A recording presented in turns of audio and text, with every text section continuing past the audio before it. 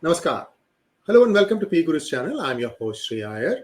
You have been reading news of various things happening around the crude price and the price at the pump, and then the inflation that goes along with that. So there are some new developments, and to discuss those and how Elmer sees the way ahead for the next 4 to 6 months, let us talk to Elmer Yuen. Elmer, namaskar and welcome to PGurus channel. How are you, sir? How are you, friends? And Anyway, we've been a little bit out of touch. So somehow our opinion may be different, which is okay. It's talking about freedom. But I'll be happy to share my opinion. And I have been very much involved with the energy business, both in oil and also in natural gas, especially involving Russia. But anyway, and we may have some even different opinion about the war in Ukraine.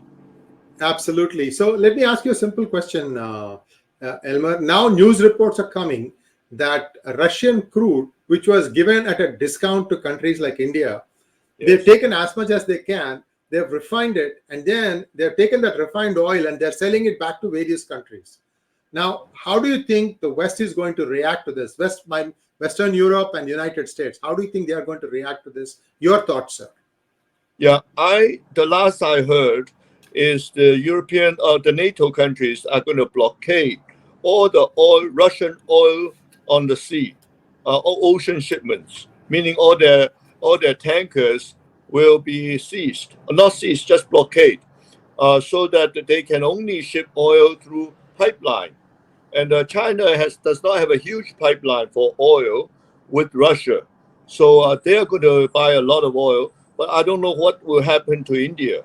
The pipeline can be using both for oil or for natural gas, except the oil you don't have huge compression, and the natural gas you need very high pressure to push it. So the pipeline they can use, they can switch to oil. But China's economy, they don't need that much oil.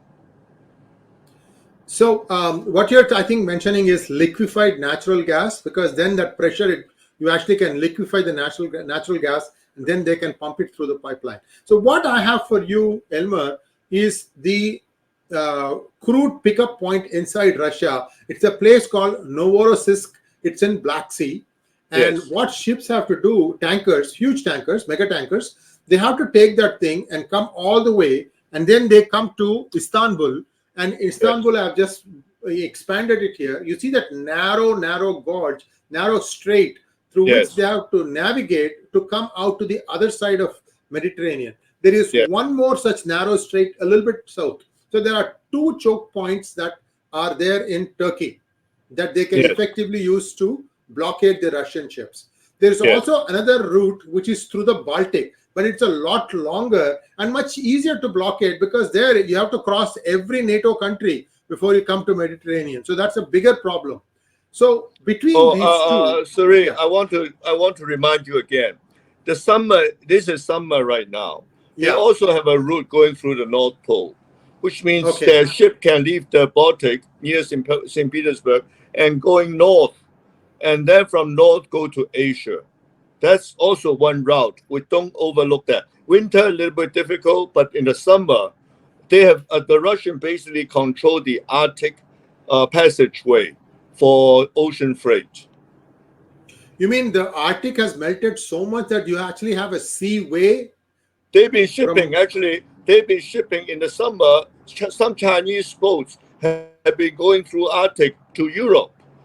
This has been, and it's going to, since because of the global warming, there's going to be less and less ice, and they can actually pass through. There will be lots of ships going through the Arctic.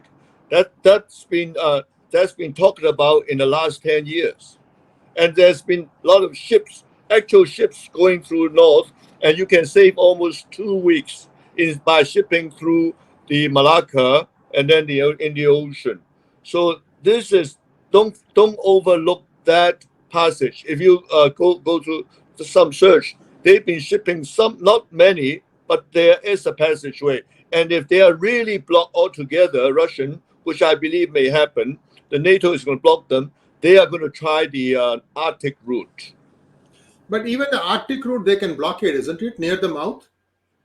Yes, they can blockade it, and but a little bit they can do it going through the Bering, what you call the Bering Strait. You know, Right, there when they right. come to Asia, but they can also go Europe. Europe, almost all country in Europe are blockading.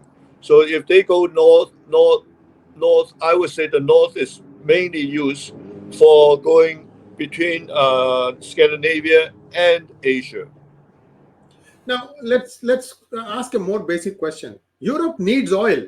Europe needs gas, heating oil, Yes, and yes. natural gas. So if they blockade Russia, that means they are basically saying we don't need your oil, we don't need your natural gas.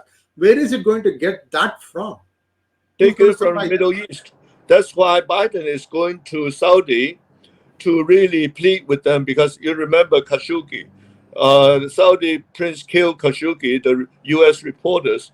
Adnan Khashoggi, of course. Khashoggi, right, in a Yeah, and Turkish then what embassy, happened right? is now they are not talking. So finally, Biden has to go to Saudi Arabia and make peace so that Europe, the whole entire Europe supply of oil will be from Saudi and then some other countries in the Middle East to replace what they've lost to Russia. That's not so difficult.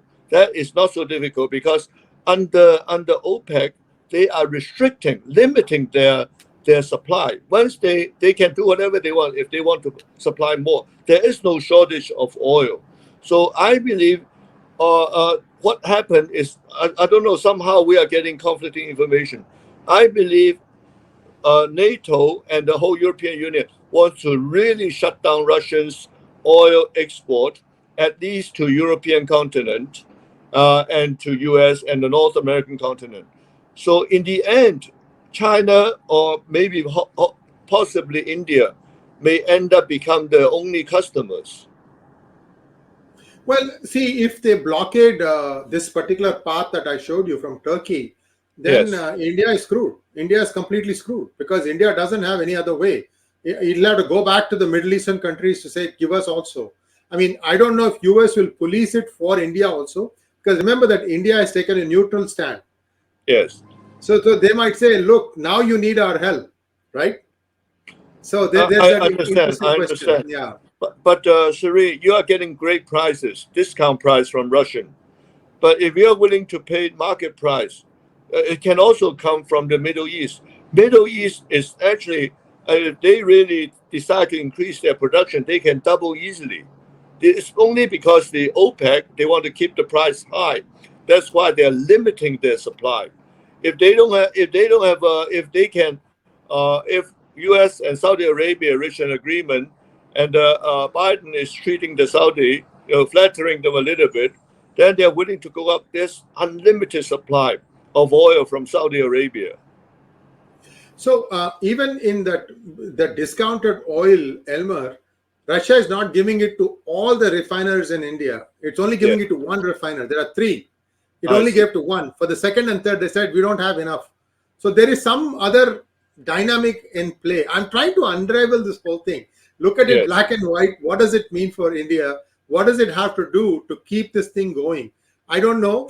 There was a recent incident that happened where India had to sort of, give an apology to Qatar. That is an interesting story in itself.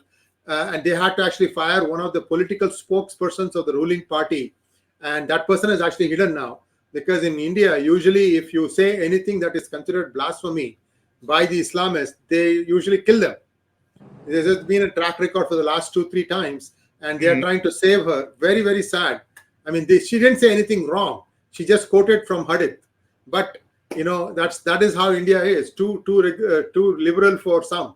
Anyway, that's a topic for a different day.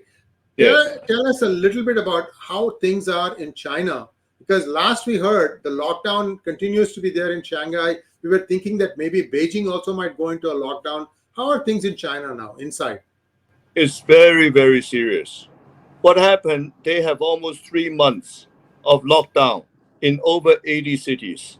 And all the medium sized and the small sized business, which in China employ a lot of people, and they have all basically no income.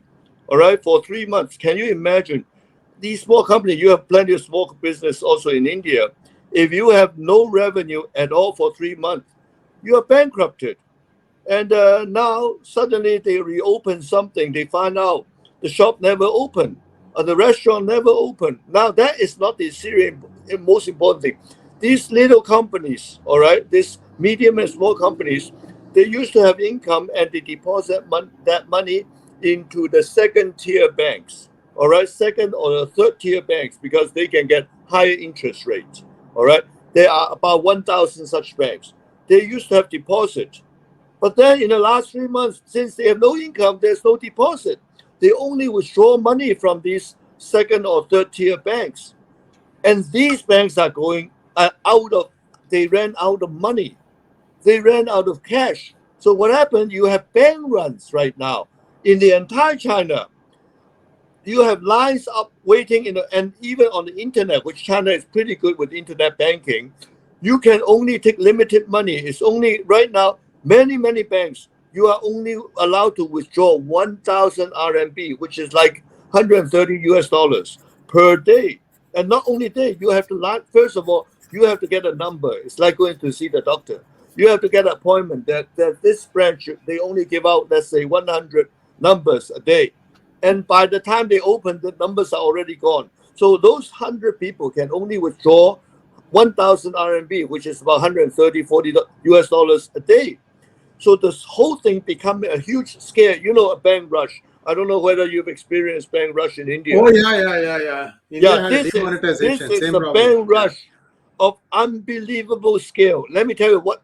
That's not the worst. That is still not the worst. Which is, of course, it's terrible. You know, when you have a whole country, a bank run on a whole country. What happened is the tests. They were doing tests like sometimes in the last 3-4 months. They were doing sometimes every day. Everyone must get a test. Sometimes twice a day. All right, and it's still going on. Who is paying it? Who is paying? Though in the beginning, what they have is they took all the health insurance. You have to contribute, so they exhaust that amount very quickly, and all those money goes to the pocket of the pharmaceutical company and also the government officials. They get kickbacks, so they love to have these tests. The more they test, the more kickback they have. Now that's not the point. Where does the cash come from? They ran out of cash. So the local government have been in debt, as you know, in the last 3 years. They were always Shanghai was the only place in black. Everybody's in red. So they were actually stealing money from the banks. The local government was stealing money back to pay for those tests, which they can get a kickback. So in those not so active accounts, there are many people just leave the money. I'm sure in your country, so maybe about 20 or 30% of the account, people just leave the money, all right, and they don't do much. So when they see these accounts are not active, they took their money. They took that money and used it for some for corruption and some for the tests. Now suddenly the lockdown is beginning to loose up. People go to the bank to withdraw their welfare checks and their deposits. They find out the card is useless. The bank card is useless. All right, and some get it online. Those we cannot see it, so you don't see the line. But lots of people find out even online it's useless. Now you know what happened. They have this on their mobile phone. They have this health app. So it turns from green, and the worst case is red. All right. So people going to the bank to withdraw the money suddenly find out, oh, suddenly my health warning becomes red. I'm not kidding. So the banks, the local government collude with the department that control this app. All right, this is the government app. They control it. So when you go to withdraw money, the minute you walk nearby the city to withdraw your money, suddenly you turn red. So meaning you cannot even get on the bus if you are in red. You cannot go to a restaurant. You can't do anything. So these guys understand their intention is to withdraw money. So they go to the bank, say, please, I'm not getting money. I won't come to get money. I promise I won't come to withdraw my money for at least sometimes 2 months. They make you promise not to withdraw for 2 months to 2 years. Then after they promise and sign something, suddenly it turns green. Can you imagine? I'm not making it up. You can look. Unfortunately, you don't speak Chinese. This whole tour thing, this whole COVID situation thing became the communist weapon. They use it anywhere they like. You don't speak properly, you turn red. You will go to withdraw money. They call this malicious withdrawal. All right, they make up this term called malicious. How the hell do you withdraw your own money? It's called malicious withdrawal. So they're trying to destroy the country. You're not patriotic, so you turn red. This whole thing has become such a ridiculous. You've seen this is this is totally out of common sense, and this is actually what's happening now. And they find out now, of course, Xi Jinping's enemies are making this, are publishing it, saying that how ridiculous it is, and the whole country's economy is collapsing. Can you imagine when the whole country is running to the bank? The more line you see outside the bank, the more scared you are. So people want to withdraw 95% of their cash. They rather put the cash under their mattress than keeping in the bank, because once it's locked down, it's totally locked down. This kind of thing, it happened. I can never believe in this kind of age. And China used to be so rich. They have come to this such a bad situation, serious situation. Now you ask me, why can't they print more money? Xi Jinping's rivalry, all right, enemy, they control the whole banking system, the whole economy. Xi Jinping has no control. Yeah. So they make all kinds of reasons. Oh, anti-inflationary, we cannot do it, irresponsible, and so on and so forth. So they make out not to issue. And they are also making this thing up to make it more serious, so that it could be Xi Jinping's downfall. Xi Jinping's power is definitely limited. Li Keqiang is definitely on the rise. When Xi Jinping will be kicked out, everybody is watching. Everybody is watching very carefully. So it's a matter of time, you think, before that's going to happen? Yeah, I don't think he will be. A year ago, I thought he has 50% chance. A lot of people thought higher, much higher, almost like must be 100%. But a year ago, I say 50. Now I say he has 10%. All right, this is from me. I'm not the traditional person. I have my own independent, right or wrong. This is the way I see it. Great. This is a grave situation in China. Elmer, let us look at the problem itself. The zero COVID situation is continuing. They just have lockdowns. They are not trying to get a vaccination strategy going still. Yeah, you see, Li Keqiang's party wants to open up all the factories and everything back to normal. But then it is split. Let's say half-half. Half of China wants to follow Xi Jinping of zero tolerance. The other half wants to open up. But the entrepreneur, China, 80% of the people are employed by entrepreneurs. Some of them go bankrupt. Some of them say, I will never open up until I'm sure you're going to remain open. Because open up costs money. You have to pay people, you have to pay a lot of payments. It's rather they shut down the shops or the restaurant altogether, or even export. They are not getting parts. Even if they finish the product, they have problems shipping it to the port to be exported. So all this thing, the private people are businessmen. Why should they take a risk? Opening up used to be good. You can make money. Now, when you open up, if you don't know when they're can shut you down, all right, and some of your key personnel may be living in building. If you have one case, the whole building gets sanctioned, or could move to a different city. So some of your engineers may be living in the city. You people have no control of who is coming to work, and whether their parts get shipped in or their goods can be shipped out. It's such uncertainty, and this situation will last until beginning of next year, until Xi Jinping is gone, as long as he is there. So this is putting a tremendous pressure for the Politburo. The Politburo, Xi Jinping already is in the minority. He used to be in the majority. Now he's in minority.